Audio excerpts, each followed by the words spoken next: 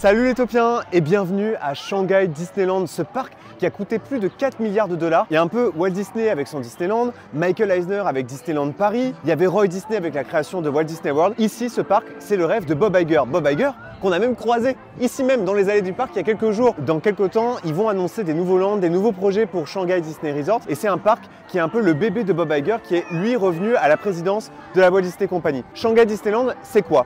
C'est un parc Disney, mais pas tout à fait comme les autres. Il ressemble à Disney, il fait penser à Disney, mais chaque land, chaque univers, chaque personnage qui est présenté ici est en réalité une sorte de miroir inversé de ce que sont les parcs Disney à l'origine. Par exemple, lorsque vous arrivez devant la gare de Main Street, ça pourrait être une gare, mais c'en est pas une. Sur la taupière, c'est pas Mickey Mouse, mais Minnie Mouse. Pas de Main Street, c'est Mickey Avenue. Tomorrowland, pas de Space Mountain, c'est Tron. Il n'y a pas d'Adventureland ici, c'est Adventure Isle. Fantasyland n'est pas derrière, mais en partie devant le château avec les Gardens of Imagination. Et c'est pour ça que je voulais absolument visiter ce parc et je voulais vous le montrer parce qu'il est unique au monde.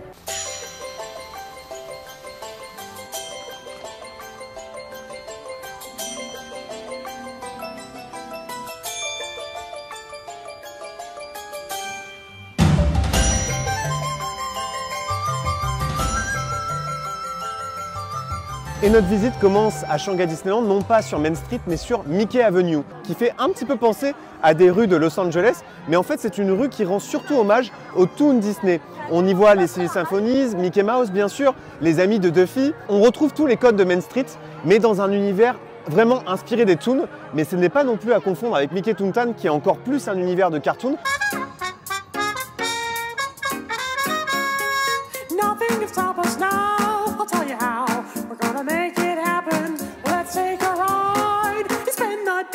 Countryside, good times are here to stay. We'll get away and have the perfect picnic. We'll sing a song and absolutely nothing will go wrong. Ça fait toujours quelque chose de rentrer dans un parc Disney, surtout que après avoir visité Shanghai Disneyland, il ne me restera plus que Tokyo Disneyland et Tokyo Disney Sea à découvrir. Et alors là, pour le coup, quand on arrive sur Main Street, mais alors rien à voir, l'ambiance est complètement différente. Ça rappelle pas du tout le Main Street qu'on a l'habitude de connaître. La chose que je préfère dans ce Mickey Toontown, c'est les références aux Silly Symphonies. Je m'attendais pas à voir dans ce parc Disney des références à ces courts-métrages.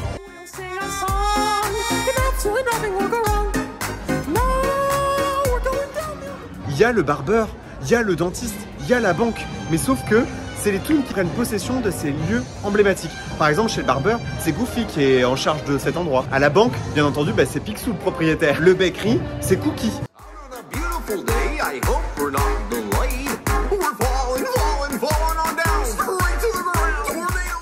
D'ailleurs, sur ce Mickey Avenue, il mélange Pixar et Disney. Vous avez des références aussi à Pixar, à la fois dans les restaurants, et puis juste là, vous avez des références à Gusto et à Rémi et à tous les personnages de Ratatouille.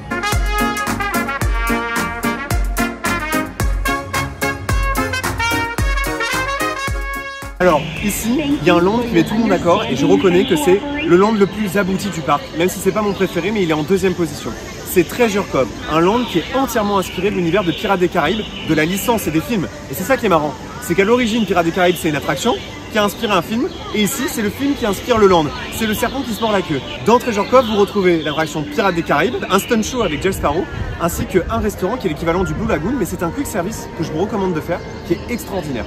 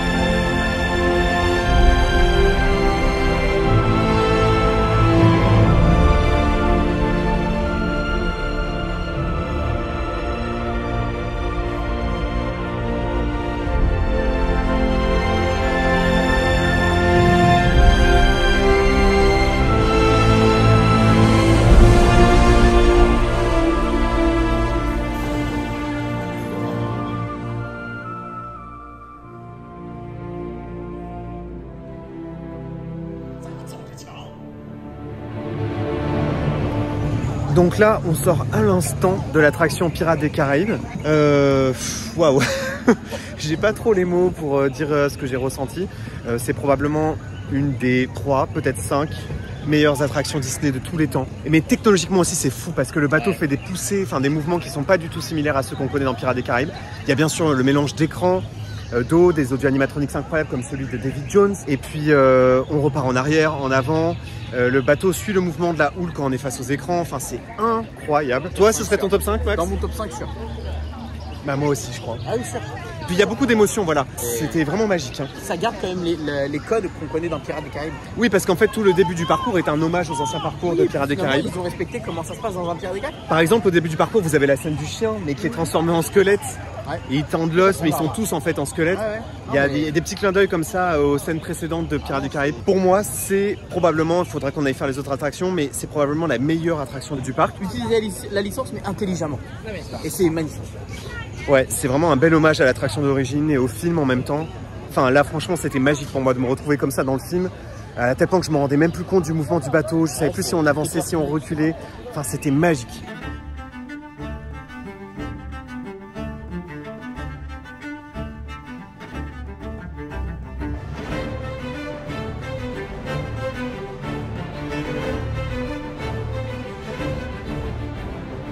Vous connaissez le Blue Lagoon Restaurant?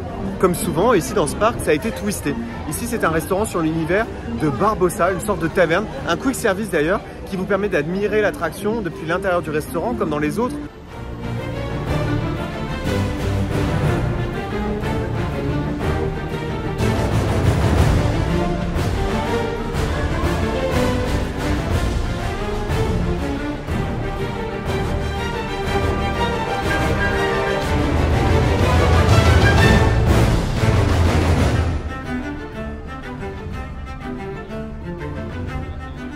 Alors, à Treasure Cove, il y a un spectacle que je rêvais de découvrir sur l'univers de Pirates des Caraïbes. Un stunt show qui a ouvert en même temps que le parc et qui fait partie du land, en plus de l'attraction Pirates des Caraïbes et de l'espace de restauration. Ce qui fait probablement de Treasure Cove le land le plus détaillé et le plus complet.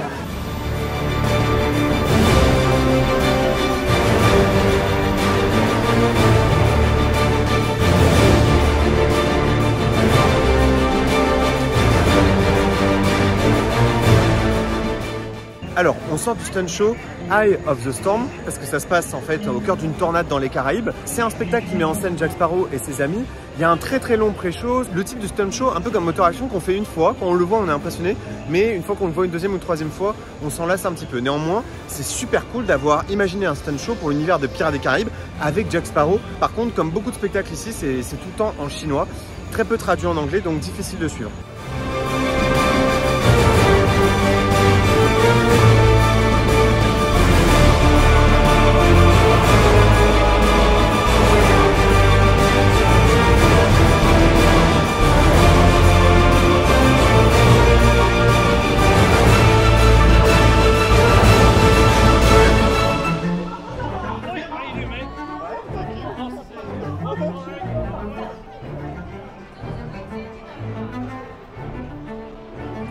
Donc là, actuellement, je me situe sur le Siren Revenge. J'ai eu du mal à comprendre l'histoire, mais ça y est, on l'a comprise avec Max, parce qu'en fait, elle est expliquée à l'entrée du bateau.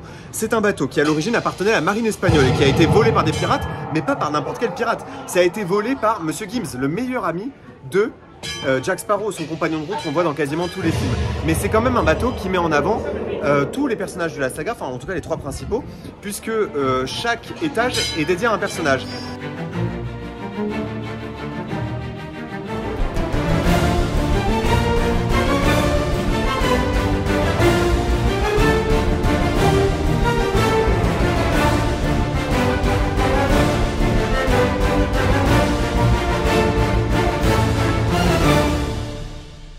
Alors, il y a un land que j'adore ici, c'est pas mon préféré, mais c'est celui qui me fascine le plus. C'est fou de s'être dit que Fantasyland pouvait être en partie devant le château. Ici, vous avez des attractions emblématiques de Fantasyland qui sont positionnées devant le château, dans un land qui s'appelle Garden of Imagination. Et en même temps, ici, le soir, c'est là que les visiteurs se positionnent pour regarder le spectacle nocturne. Vous avez le carrousel, mais ici, il est inspiré de l'univers de Fantasia. Et puis, vous avez l'attraction Dumbo, qui est juste devant le château.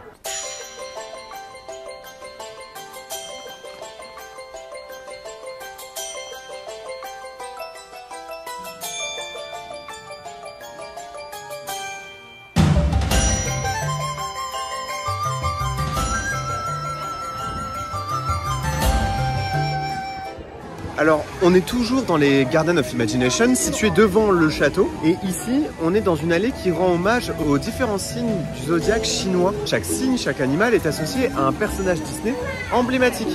Par exemple, pour le cheval, ils ont choisi Maximus. Ici donc, c'est Mushu, mon personnage Disney préféré, forcément. J'étais obligé de passer devant.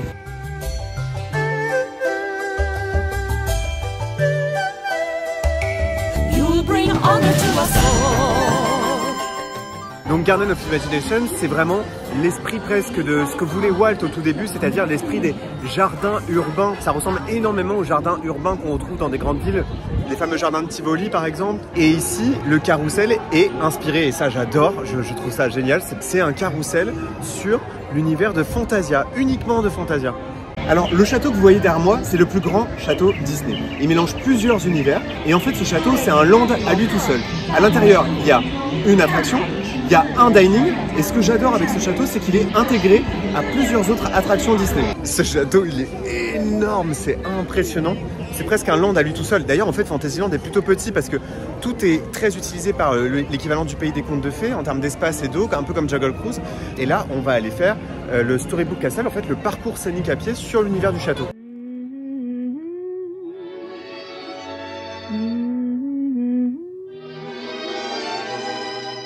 So this is love. Les châteaux Disney, généralement en intérieur, c'est un peu pauvre. Il n'y a que à Disneyland Paris que c'est vraiment magnifique. Et ici, les vitraux, les mosaïques sont incroyables. Et en plus, on n'a même pas fait l'attraction encore. Donc j'ai vraiment hâte de voir ce que ça donne à l'intérieur.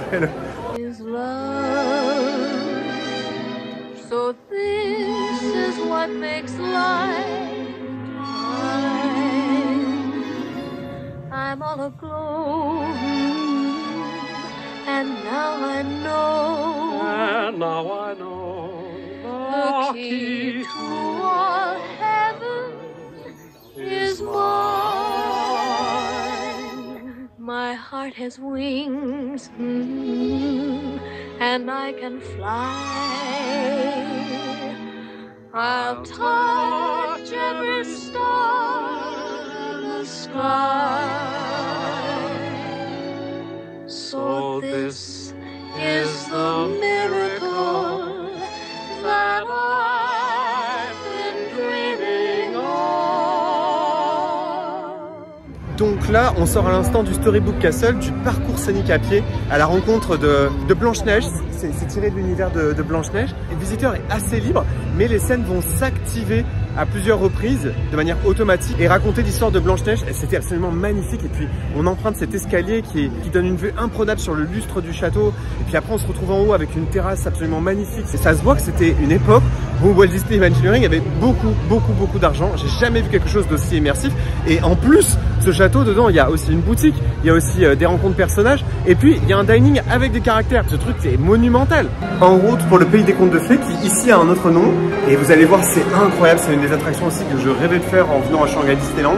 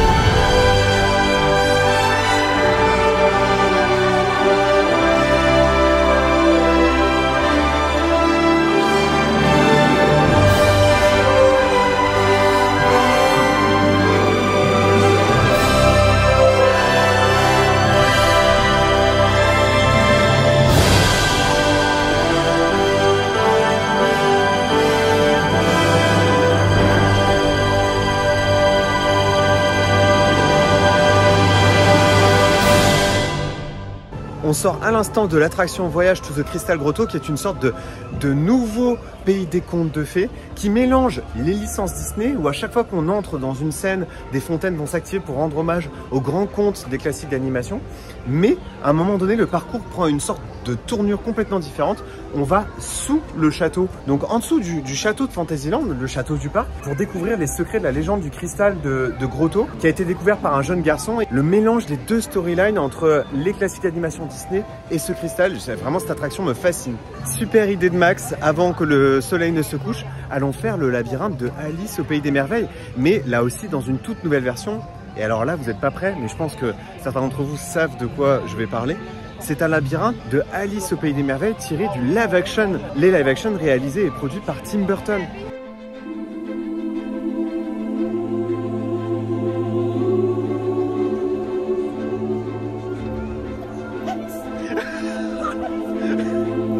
Tu le fais trop bien.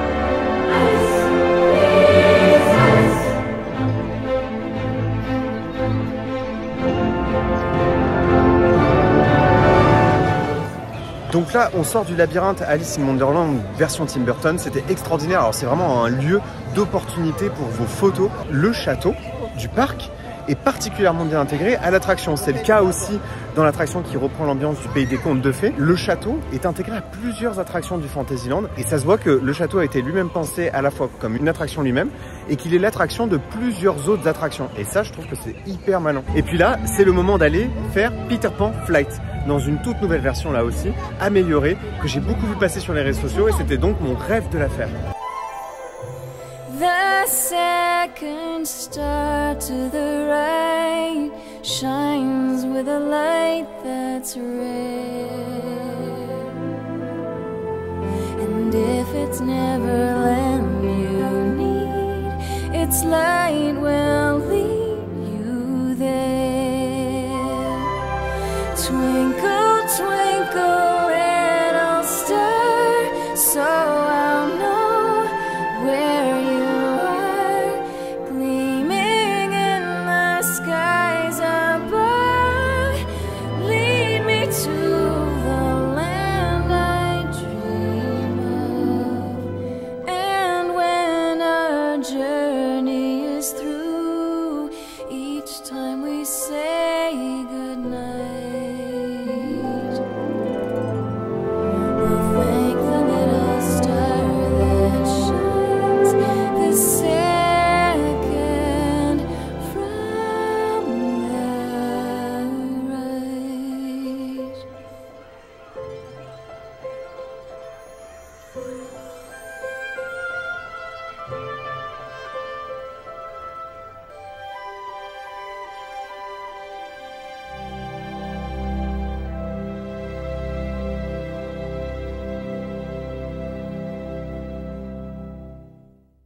On sort de Peter Pan Flight, qui est du coup la meilleure version que j'ai faite de Peter Pan. C'était magnifique. J'avais vraiment hâte de la faire. C'est une de mes attractions préférées dans le Fantasyland avec, en principe, le Pays des Contes de Fées.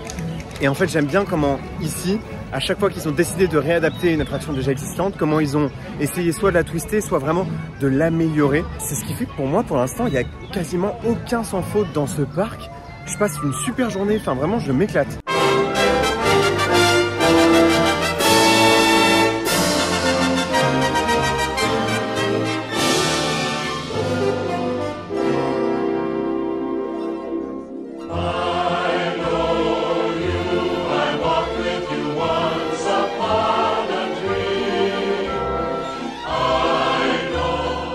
Max, on s'est fait un petit plaisir là. C'est très rare que je parle de foot sur ma chaîne, mais vous le savez, le château ici, comme je disais, est une expérience à part entière qui a été pensée en plus pour être intégrée dans plusieurs attractions du parc. Et le dining ici, le dining caractère qui est dans le château, est à seulement 55 €, alors qu'évidemment c'est à plus de 100 $ aux États-Unis, même la version petit déjeuner. C'est donc imbattable et les plats sont magnifiques et c'est plutôt des plats européens ici d'ailleurs.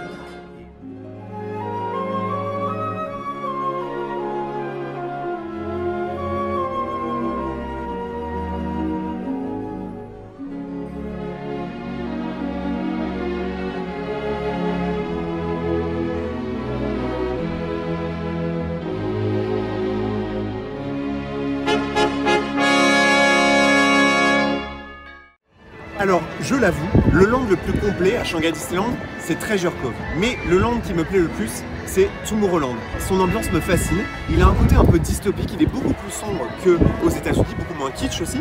Pas de Space Mountain ici, vous savez, c'est l'attraction que j'adore et que j'ai fait plusieurs fois à Walt Disney World, Tron Lightstick Power Run. Et puis il y a aussi un Buzz l'éclair ultra futuriste qui reprend vraiment les scènes du deuxième Toy Story, le tout début du film, et que j'ai adoré.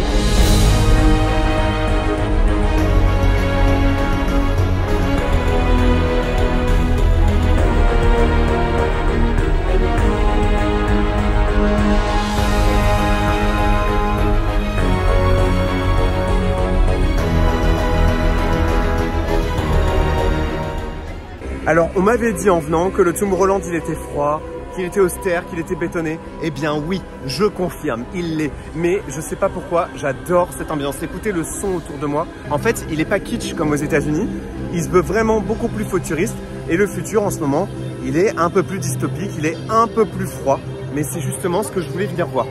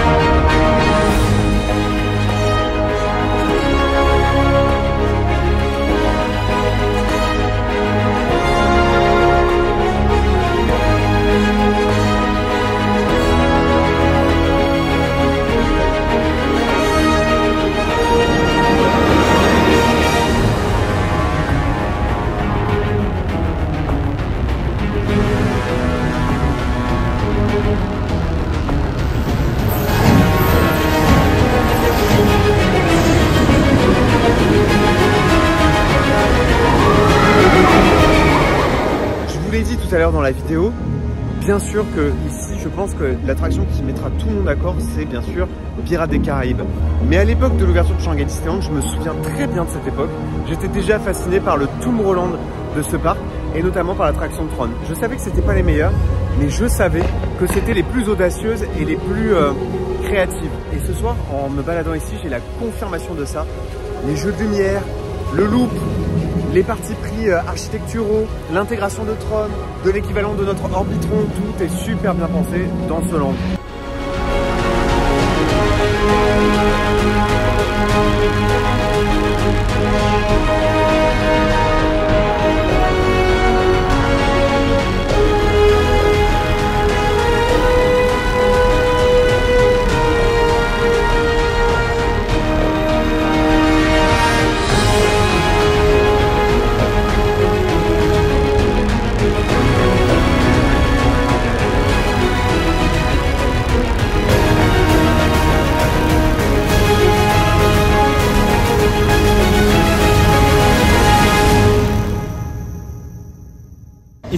a pas Adventureland, il y a Adventure Isle qui existe aussi à Disneyland Paris. C'est un peu le même principe ici, sauf que au cœur de la storyline, il y a une sorte de communauté d'explorateurs qui se rendent en fait dans ces zones reculées pour en apprendre plus sur les légendes de ces zones.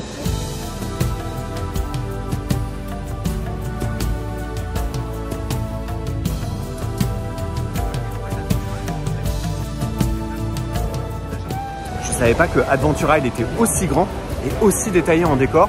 On est devant l'équivalent de Kali River Rapids ou même de l'attraction qui existe aussi à Disney California Adventure. Donc c'est des bouées tout simplement dans l'univers de Adventure Isle qui est donc l'équivalent de Adventureland ici, mais un Adventureland qui est beaucoup plus reculé que les Adventureland américains.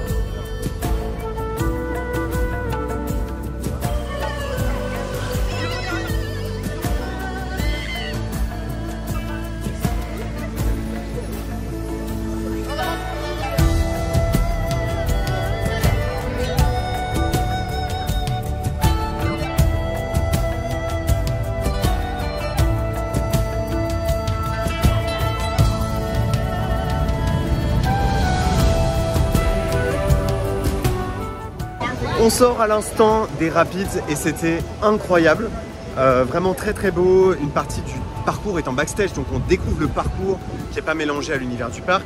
Ça se complète vachement bien avec la storyline du trail. En fait, l'histoire est très complète dans ce land. Et puis surtout, à l'intérieur, on se retrouve nez à nez avec une sorte de dinosaure, un énorme audio animatronics qui se jette sur nous et qui provoque notre chute. J'ai vraiment adoré, c'est la première fois je crois d'ailleurs que je vois un audio animatronics dans une attraction de type rapide. Donc là c'est le moment un peu plaisir coupable du séjour où on part faire les canoës. Ici vous savez ils sont situés dans Adventure Isle parce qu'il n'y a pas River of America, donc c'est dans l'équivalent de leur Adventureland. Les canoës qui n'existent plus à Disneyland Paris, qui existent encore par exemple à Disneyland en Californie, il me semble que ça existe encore aussi à Tokyo. C'est un peu allé dans une attraction disparue chez nous et donc c'est pour ça que je m'y précipite.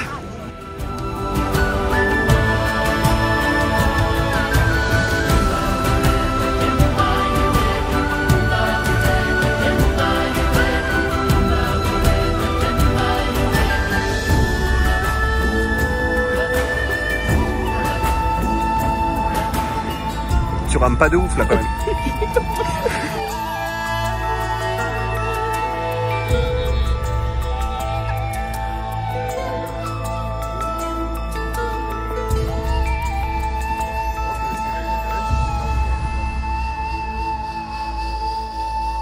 Donc là, on sort de Adventure Camp, le cas d'école de la mauvaise idée. De la très bonne idée sur le papier, mais très mauvaise idée dans le parc à thème. C'est donc un parcours à pied, en fait c'est une sorte de reboot ou de twist de la cabane des Robinson. Sauf que déjà il faut laisser toutes ces affaires dans un casier. Donc déjà moi de base je suis archi contre l'utilisation des casiers dans les parcs à thème. Ça provoque énormément de problèmes d'un point de vue exploitation, ça mobilise trop de masse salariale du côté des parcs et surtout ça détériore la qualité de visite du visiteur. Bref, passons. Une fois à l'intérieur du parcours, on est donc dans un parcours d'aventurier assez difficile, même s'il y a plusieurs chemin possible, il y a toujours un chemin facile à emprunter. Voilà, on est rattaché à un mousqueton, donc on est tenu tout au long du parcours parce qu'en fait on est autour du vide. Le parcours d'Adventure Isle est magnifique et c'est le seul moyen d'approcher vraiment la montagne d'Adventure Isle, donc c'est extraordinaire, enfin c'est très beau. Le temps d'installer le matériel, de ensuite se défaire, d'aller poser son sac, il y avait marqué que 20 minutes d'attente. Là regardez, la nuit est tombée, ça fait 1 heure qu'on est dedans. Mais ça se voit qu'ils se sont dit ouais c'est une bonne idée parce que c'est un parcours de ouf, c'est un trail incroyable. Mais non, c'est une mauvaise idée et ça c'est la première attraction que je n'ai pas aimée, même si le décor était magnifique. C'est une fin de visite à Shanghai Disneyland et je pensais pas vous dire ça, je vais être honnête. C'est clairement un parc qui m'a beaucoup surpris. C'est le parc que les Imagineers ont toujours rêvé de faire. Ils ont repoussé plus loin les concepts et en même temps, c'est un parc qui est particulièrement adapté aux visiteurs asiatiques. Shanghai Disneyland, on m'avait dit que c'était un parc qui était trop bétonné, que c'était un parc où il n'y avait pas de magie Disney, mais en fait j'ai compris ce parc. C'est le Walt Disney World d'Asie. Il est particulièrement adapté à la population, il fait Disney, il ressemble à Disney, mais c'est un parc Disney du multiverse en quelque sorte, d'un autre univers de réalité parallèle. Bien sûr, c'est pas mon resort préféré, mais c'est le plus spectaculaire, c'est aussi le plus avancé d'un point de vue technologique. C'est aussi celui qui a sans doute un avenir très prometteur. Et puisqu'on a croisé Bob Iger dans les allées il y a quelques jours, on se doute bien que c'est aussi un parc sur lequel la Walt Disney Company va continuer de miser. En tout cas, ça m'a fait super plaisir de vous emmener ici. J'espère que vous pourrez un jour vous aussi le visiter. Et n'oubliez pas que vos rêves sont éternels. Bye!